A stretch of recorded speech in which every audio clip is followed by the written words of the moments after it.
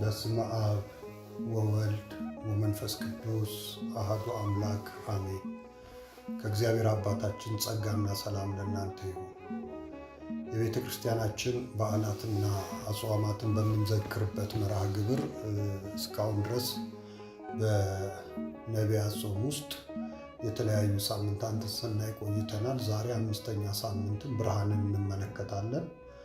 በሊቁ ቅዱስ ያሬድ የድጓይት ባህል በቤተ ክርስቲያናችን አስተምህሮ መሰረት እንግዲህ ስብከትን ብርሃን ይከተለዋል።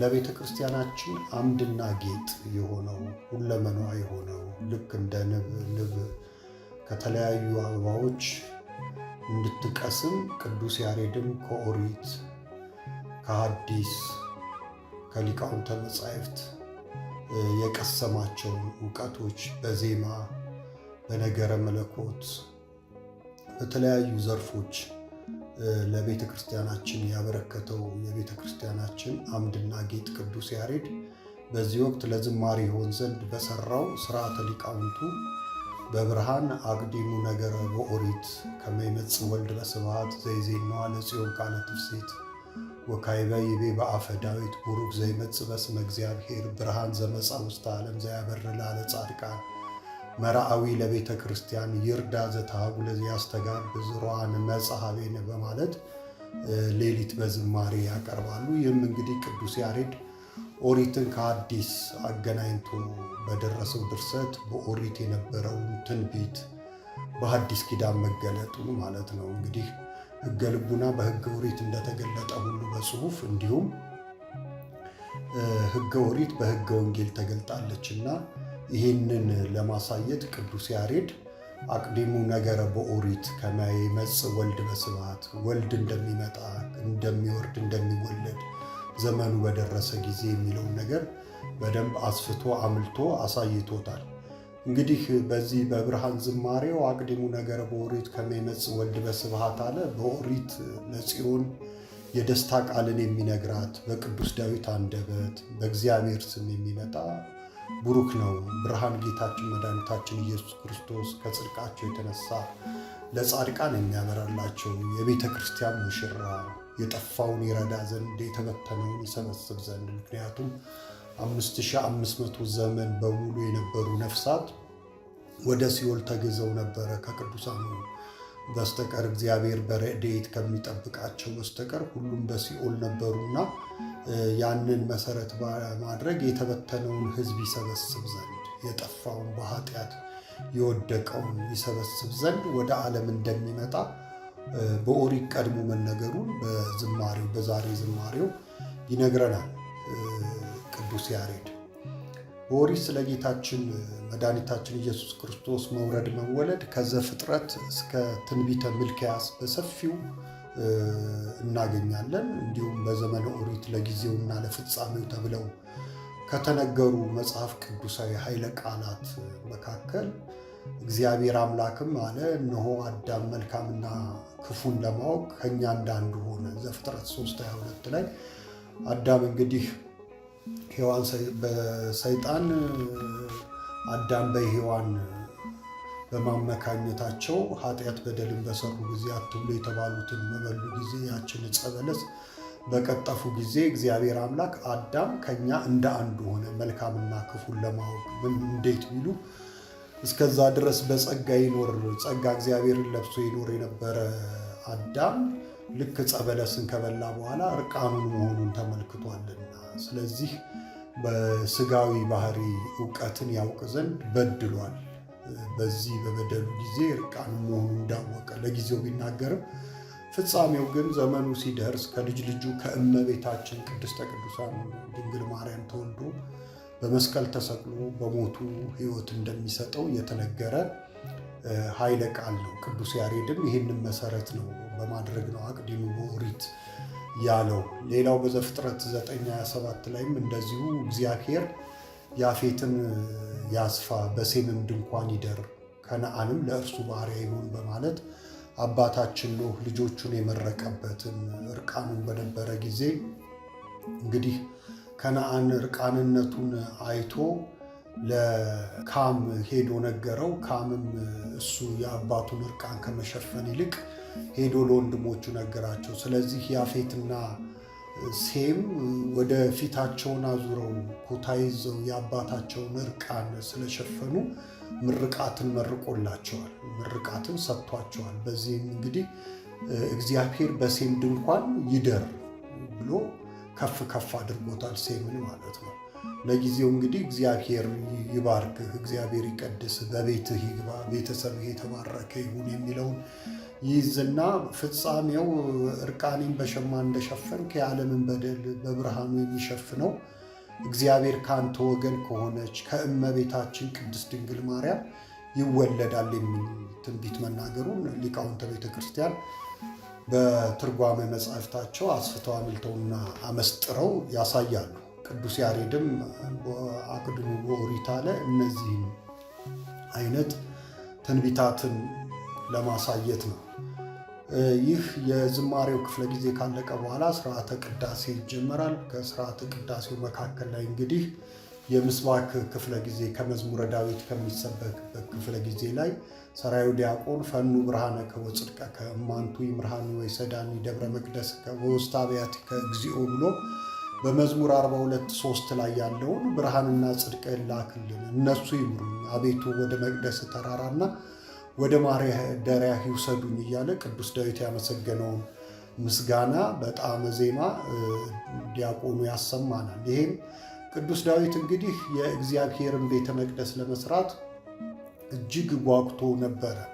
እግዚአብሔር አምላክ ደግሞ በእጅህ የንጹሕ ሰው ደም አለና ለልጅህ ነው ይሄ የሚሆነው ብሎት ነበረ። ነገር ግን እሱ ያንን ሲጸልይ ሲለምን እንደነበረ በሚያሳይ በእስራኤላውያን ላይ ነግሶ በተቀመጠበት ኢየሩሳሌም ቤተ መቅደስን ይሠራ ዘንድ እባክህ በእስራኤላውያን የጥፋት ዘመን የስደት ዘመን የፈረሰው መመስገኛ ስፍራን ይሰሩ ዘንድ ሕዝብህን ይዞ የነበረው የለቀቀውን የቂሮስን መነሳሳት ሕዝብን ለመልቀቅ ወደ ኢየሩሳሌም እንዲገቡ የለቀቀውን የቂሮስን መነሳሳት እንዲሁም ቤትህን የፈጸመውን የዘሩባቤልን መንፈስ ላክልኝ እያለ ጸልየዋል። እነርሱ የቅድስናህን ቤት ስፍራ መስራትን ያስተምሩኝ ወደ ቤትህም ይምሩኝ ብሎ አምላኩን ለጊዜው ይለምን እንጂ ያው ለፍጻሜው ፈኑ ብርሃነ ካለ ዘመኑ በደረሰ ጊዜ ከአንተ ከአማናዊው ብርሃን የተገኘ ብርሃን ልጅህን የዘላለም ሕይወት እናገኝ ዘንድ ቅዱስ ሥጋህን ክቡር ደምህን በትምህርታቸው በቅድስናቸው ወደ መንግሥትህ ይመሩ ዘንድ ሐዋርያትን ሰብአ አርድእትን ሊቃውንት መምህራንን ላክልን ብሎ ማመስገኑ እንደሆነ እናያለን። እንዲሁም ወጽድቀከ ብሎ ማያያዙ ብርሃነከ ወጽድቀከ አለ። ብርሃነከ ሲል ወልድ ዋሕድ ኢየሱስ ክርስቶስን፣ ወጽድቀ ካለ እግዚአብሔር መንፈስ ቅዱስን ወደ ጽድቅ መንገድ ይመራልና አጽናኝ ነውና እሱን ላክልን እያለ ቅዱስ ዳዊት የዘመረው በምስባክ ይሰበካል። ከዛም የዕለቱ ወንጌል ይነበባል። የብርሃን የዕለቱ ወንጌል ዮሐንስ 1 ከቁጥር 1 እስከ 19 ያለው ነው። ቃሉም እንግዲህ እንዲህ ይላል። በመጀመሪያ ቃል ነበረ፣ ቃልም በእግዚአብሔር ዘንድ ነበረ፣ ቃልም እግዚአብሔር ነበረ። ይህ በመጀመሪያው በእግዚአብሔር ዘንድ ነበረ። ሁሉ በእርሱ ከሆነውም አንዳችስ እንኳ ያለ እርሱ አልሆነም። በእርሱ ሕይወት ነበረች፣ ሕይወትም የሰው ብርሃን ነበረች። ብርሃንም በጨለማ ይበራል፣ ጨለማም አላሸነፈውም። ከእግዚአብሔር የተላከ ስሙ ዮሐንስ የሚባል አንድ ሰው ነበረ። ሁሉ በእርሱ በኩል እንዲያምኑ ይህ ስለ ብርሃን ይመሰክር ዘንድ ለምስክር መጣ። ስለ ብርሃን ሊመሰክር መጣ እንጂ እርሱ ብርሃን አልነበረም። ለሰው ሁሉ የሚያበራው እውነተኛው ብርሃን ወደ ዓለም ይመጣ ነበር። በዓለም ነበረ፣ ዓለሙም በእርሱ ሆነ፣ ዓለሙም አላወቀውም። የእርሱ ወደ ሆነው መጣ፣ የገዛ ወገኖቹም አልተቀበሉትም። ለተቀበሉት ሁሉ ግን በስሙ ለሚያምኑት ለእነርሱ የእግዚአብሔር ልጆች የሆኑ ዘንድ ሥልጣንን ሰጣቸው። እነርሱም ከእግዚአብሔር ተወለዱ እንጂ ከደም ወይም ከሥጋ ፈቃድ ወይም ከወንድ ፈቃድ አልተወለዱም። ቃልም ሥጋ ሆነ፣ ጸጋንና እውነትንም ተመልቶ በእኛ አደረ። አንድ ልጅም ከአባቱ ዘንድ እንዳለው ክብር የሆነው ክብሩን አየን። ዮሐንስ ስለ እርሱ መሰከረ፣ እንዲህም ብሎ ጮኸ፣ ከእኔ በኋላ የሚመጣው እርሱ ከእኔ በፊት ነበረና ከእኔ ይልቅ የከበረ ሆኗል። ስለ እርሱ ያልሁት ይህ ነበር፣ እኛ ሁላችን ከሙላቱ ተቀበልን፣ በጸጋ ላይ ጸጋ ተሰጥቶናልና። ሕግ በሙሴ ተሰጥቶ ነበርና ጸጋና እውነት ግን በኢየሱስ ክርስቶስ ሆነ።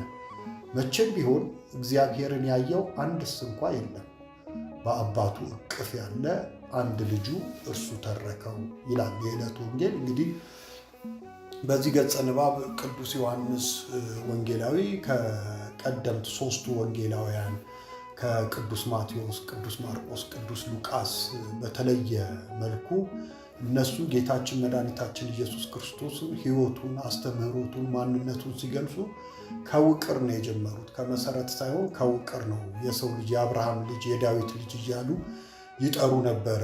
ቅዱስ ሉቃስም በከብቶች በረት ውስጥ መወለዱን ይናገር ነበረ። ቅዱስ ዮሐንስ ግን ከዚህ በተለየ መልኩ ከመሰረቱ ጀምሯል። ቅድመ ዓለም ቅድመ ፍጥረት የነበረውን ሀልዎቱን ለማምጣት ከፍጥረታት በፊት መኖሩን አስረግጦ ተናግሯል። የኋላ መናፍቃንም በዚህ ጉዳይ ላይ መልስ እንዲያጡ ነው ይህንን ቃል የተናገረበት ማለት ነው። ምክንያቱም በመጀመሪያ ቃል ነበረ አለ፣ ቃልም በእግዚአብሔር ዘንድ ነበረ፣ ቃልም እግዚአብሔር ነበረ አለ። ይሄ ጌታችን መድኃኒታችን ኢየሱስ ክርስቶስ በመጀመሪያ ከፍጥረተ ዓለም በፊት በአባቱ ዘንድ እንደነበረ፣ ቃል በእግዚአብሔር ነበረ፣ በእግዚአብሔር አብ እንደነበረ፣ ቃልም እግዚአብሔር ነበረ፣ ያ ቃል ራሱ እግዚአብሔር ወልድ እንደነበረ ተናግሯል። ምክንያቱም እግዚአብሔር አብ፣ እግዚአብሔር ወልድ፣ እግዚአብሔር መንፈስ ቅዱስ እንላለንና ማለት ነው።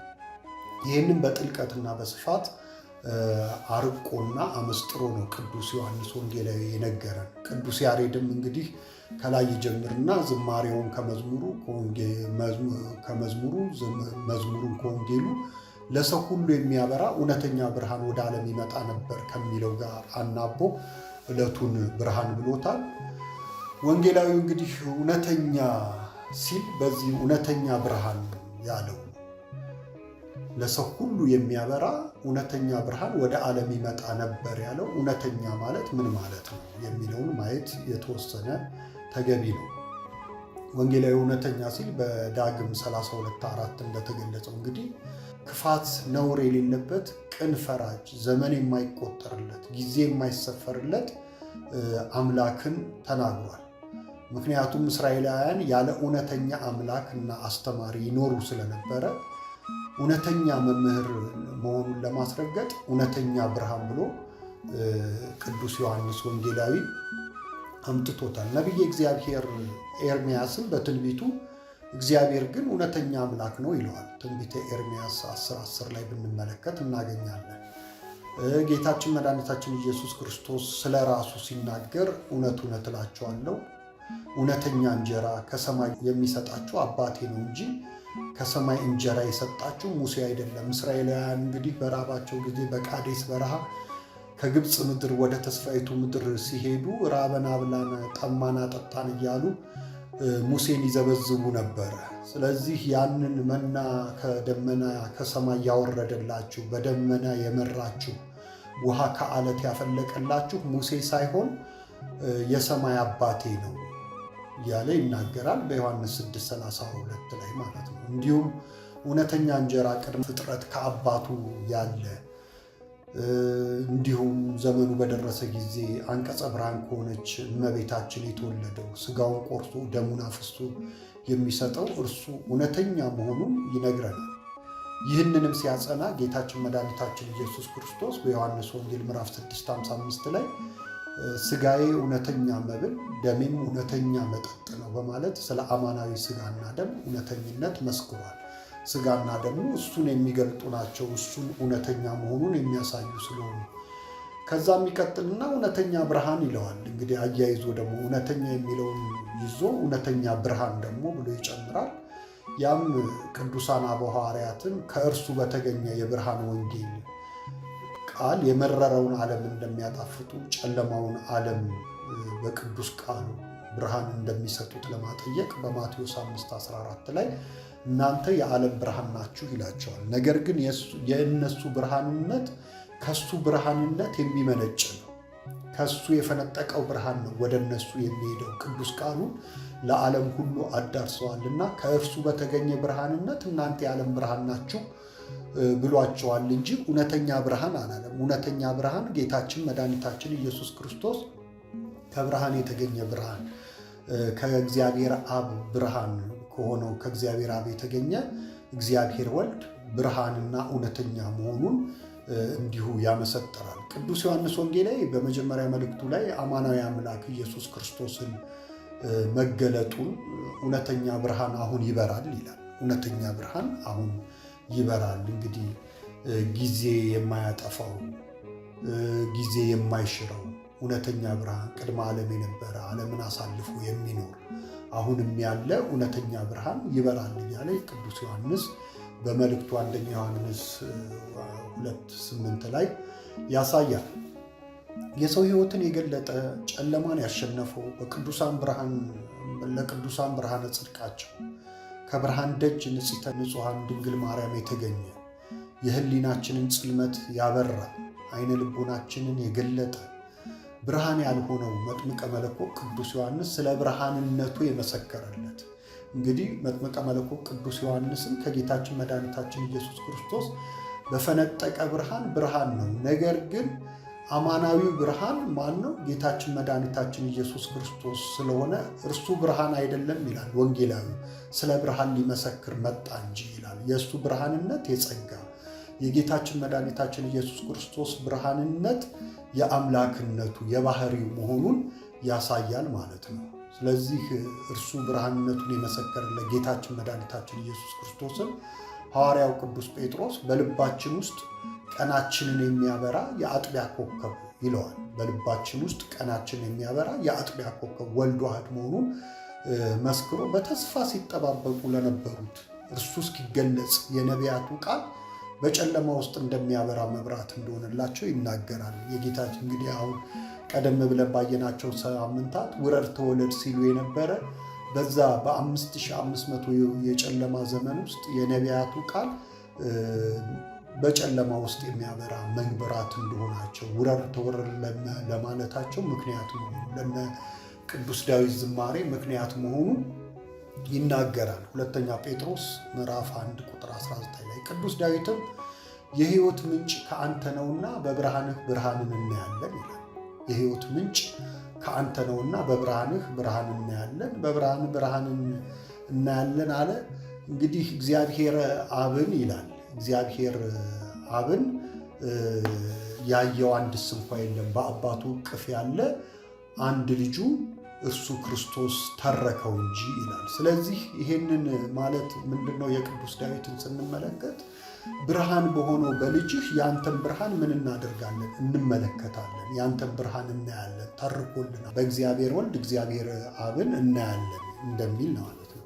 ከዚህም ውጭ እንግዲህ ብርሃን አይናችንን በሰጠን በዚህ በሚያየው ብርሃናችን በልቡና ብርሃናችን ጌታችን መድኃኒታችን ኢየሱስ ክርስቶስን እንደምናይ ለማጠየቅ ብርሃነ አይናችን ፈጥረህልን ፀሐይ ጽድቅ አንተን አማናዊ ብርሃን እናያለን ብሎ የብርሃን መገኛ መሆኑን መስክሮለታል።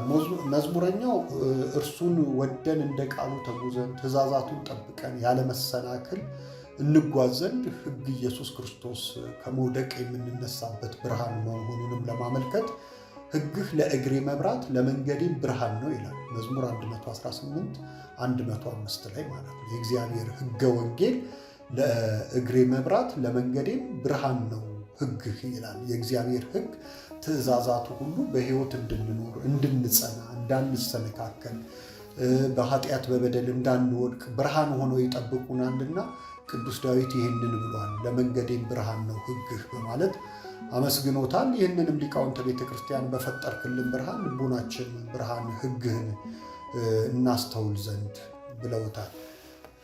እርሱ እስካሁን ከዘረዘርናቸው የጌታችን መድኃኒታችን ኢየሱስ ክርስቶስ ብርሃንነት ለሕይወታችን የሚሆነንን የተወሰነ ስንቅ መውሰድ አስፈላጊ ነው።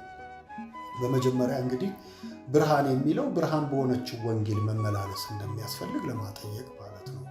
ያ የጨለማው ዘመን የ5500 ዘመን በሕገ ልቡና ይኖሩበት የነበረው አባቶቻችን፣ ከዛም በሕገ ኦሪት ይኖሩበት የነበረው አባቶቻችን በአጠቃላይ የጨለማው ዘመን ተብሎ ይጠራል። ለምን? እስከዛ ዘመን ድረስ 5500 ዘመን የነበሩ ነፍሳት በሙሉ እግዚአብሔር በረድኤት ከሚጠብቃቸው በስተቀር ወዴት ነው? ወደ ሲኦል ነው የሚጣሉት የነበረው ማለት ነው። ስለዚህ በብርሃን ወንጌል ሕይወታችንን መቃኘት እንዳለብን ብርሃን በሆነችው ወደ ተስፋይቱ ተስፋ መንግሥተ ሰማያት ወደምታስገባን ወደ ሰማያዊት ኢየሩሳሌም እንደምታስገባን ቅዱስ ዳዊት ወደ ምድራዊቱ ኢየሩሳሌም እነ ዘሩባቤል ይመሩኝ ዘንድ እነሱን ላክልኝ አለ። እኛ ደግሞ እውነተኛው ብርሃን ወደ ሰማያዊቷ ኢየሩሳሌም አማናዊቷ ኢየሩሳሌም የምታስገባን ሕገ ወንጌል ስላለች በእርሷ መመላለስ ሕይወታችንን መቃኘት በተራራ ላይ የምታበራ ልትደበቅ እንደማትችለው መብራት በምግባር በጾም በሃይማኖት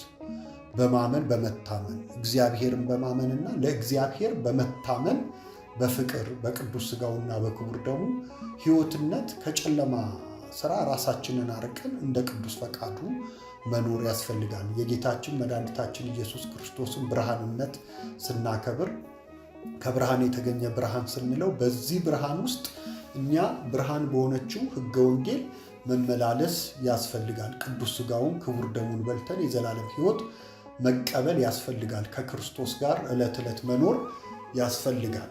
ለዛ ነው ሐዋርያው ቅዱስ ጳውሎስ ከአንተ ጋር ልኖር እናፍቃለሁ የሚለው ከክርስቶስ ጋር መኖር ከሁሉ የበለጠ ስለሆነ ማለት ነው። በሁለተኛ ደረጃም በብርሃን መኖርን ራሱ ቅድም ብርሃን በሆነችው ወንጌል መመላለስ ብለናል። በብርሃን መኖር ይህንንም ጌታችን መድኃኒታችን ኢየሱስ ክርስቶስ ብርሃን እርሱ ወደ ዓለም ሰውን ልጅ ለማዳን እኛ እንድናምንበት ከሰማያ ሰማያት መውረዱን ፍቅር አግዶት ወደዚህ ዓለም በመምጣቱ ከክፋት ርቀን ከዓለም አሰራር ተጠብቀን መኖር ሲገባን ክፉ ኃጢአታችን ከብርሃን ተቃራኒ መሆኑ እንዲህ እያለ አስተምሮበታል። ፍርዱም ይህ ነው፣ ብርሃን ወደ ዓለም መጥቷልና ስራውን ክፉ የሆነ ሁሉ ብርሃንን ይጠላልና። ስራው ክፉ ስለሆነ ስራው እንዳይገለጥበት ወደ ብርሃን አይመጣም። ዮሐንስ 3:19-20 ይሄ ማለት አንደኛ የእግዚአብሔር ቃል መመዘኛ ነው። የእግዚአብሔር ቃል ለእኛ ለሕይወታችን ሚዛናችንን የሚያስተካክልልን ዕለት ዕለት መንገዳችን ትክክል መሆኑና አለመሆኑን የምንቆጣጠርበት ወዴት ነህ? ልክ የእግዚአብሔር ቃል እግዚአብሔር አዳምን አዳም ወዴት ነህ ብሎ እንደፈለገው ቅዱስ ቃሉ ቅዱስ ወንጌል ብርሃንነቱ እኛንም ከወደቅንበት ለማንሳት ወዴት ናችሁ እያለ ሁሌ ይጠይቃል። ይሄ ወዴት ናችሁ የብርሃን ጥያቄ ነው። በቀን የሚጠየቅ ጥያቄ ነው። እኛ በጨለማ ውስጥ ስለወደቅን ማለት ነው። ነገር ግን በጨለማ ወድቆ መኖር የሚፈልግ ብርሃንነቱን የሚጠላ ይህንን ብርሃን እንዲገለጥ ቀን እንዲመጣ አይፈልግም። ሁሌ በጨለማው መመላለስ ይፈልጋል። ይህንን ጌታችን መድኃኒታችን ኢየሱስ ክርስቶስ እንግዲህ በብርሃን ተመላለሱ ይላል። ብርሃን ሳለ ተመላለሱ ይላል። ሐዋርያው ቅዱስ ጳውሎስም በመልእክቱ አማናዊት ኪዳን ወንጌል ቀርባለች። የ5500 ዘመን የመከራው ዘመን አብቅቶ ኢየሱስ ክርስቶስ ተገልጧል። ስለሆነም የቀደመ በደላችንን ትተን የጽድቅ ጋሻ የሆነው ከጠላት ዲያብሎስ ራሳችንን የምንከላከልበትን አማናዊ ኢየሱስ ክርስቶስን እንድንለብሰው ሌሊቱ አልፏል፣ ቀኑ ቀርቧል። እንግዲህ የጨለማውን ሥራ አውጥተን የብርሃን ጋሻ ጦር እንልበስ፣ በቀን እንደምንሆን በአግባብ እንመላለስ ይላል። እዛ ብርሃንን የማይወድ እንዲነጋ አይፈልግም፣ ሌሊቱን ይወደዋል፣ ጨለማን ይወደዋል። እንደገና እዚህ ደግሞ ሐዋርያው ቅዱስ ጳውሎስ ምን ይላል? ያንን ጨለማ ለመጋፈጥ ጨለማውን ለማሸነፍ የብርሃን ጋሻ ጦር እንልበስ። የብርሃን ጋሻ ማለት ምን ማለት ነው? ምግባር ነው፣ ጾም ነው፣ ጸሎት ነው፣ ከእግዚአብሔር ጋር ዕለት ዕለት መመላለስ ነው፣ በአማናዊት ቅድስት ቤተ ክርስቲያን ስር መኖር ነው። የብርሃን ጋሻ ማለት ቅዱስ ሥጋውን ክቡር ደሙን መቀበል ነው፣ በንስሐ ሕይወት መታጠብ ነው፣ ከቅዱሳኑ ጋር መነጋገር ነው፣ ከንጽሕተ ንጹሐን ከቅድስተ ቅዱሳን ድንግል ማርያም ጋር መነጋገር፣ ወደ እሷ መማለል፣ አማልጅን ማለት ይሄ እንግዲህ የብርሃን ጦር መልበስ ነው፣ ጨለማን የምናሸንፍበት ማለት ነው። ሮሜ 13:12 ላይ ቃሉን ታገኙታላችሁ። ሌላው ብርሃን በሆነው ንስሐ ሕይወት መመላለስ እንዳለብን ማለት ነው። ብርሃን በሆነው ንስሐ ሕይወት መመላለስ። ኃጢአት ጨለማ ነው ካልን ጽድቅ ብርሃን ነው። ወደ ጽድቅ ወደ ብርሃን የሚመራን ደግሞ ከኃጢአት የሚያወጣን መንገዱ መብራቱ ማን ነው? ንስሐ ነው። በንስሐ ሕይወት ስንታጠብ ነው። የጨለማው ተቃራኒ ብርሃን በመሆኑ ኃጢአት በደላችንን አስተስሪያ ወደ እውነተኛ ብርሃን ኢየሱስ ክርስቶስ የሚመራ ንስሐ በመሆኑ ዕለት ዕለት ራሳችንን ለካህን በማስመርመር ንስሐ በመግባት ከእውነተኛው ብርሃን ከእውነተኛው አምላክ ከኢየሱስ ክርስቶስ ጋር መኖር ይገባል። ከቅዱሳኑ ጋር መኖር አድሮባቸው ይኖራልና ከቅዱሳኑ ጋር መኖር የዓለምን መድኃኒት የዓለምን ገዢ የዓለምን ንጉሥ 9 ወር ከ5 ቀን በማኅፀኗ ወስና ኖራለችና ከቅድስተ ቅዱሳን ከድንግል ማርያም ጋር አብሮ መኖር ያስፈልጋል። ሰው ከሰራው ኃጢአት በላይ እግዚአብሔርን የሚያሳዝነው በወደቀ ይነሳበት ዘንድ በበደለ ይቅር ይባልበት ዘንድ በተሰጠው ንስሐ ሕይወት አለመኖሩ ነው። ይሁዳ ይሄ ዕድል ተሰጥቶት ነበር። ይሁዳ በድሏል፣ ጌታውን ሸጧል። ነገር ግን ንስሐ እንዲገባ አይደለም ሰዎች ዛፏ ራሱ ያንን 3 ከምድር ጥለዋለች ይላሉ አባቶች።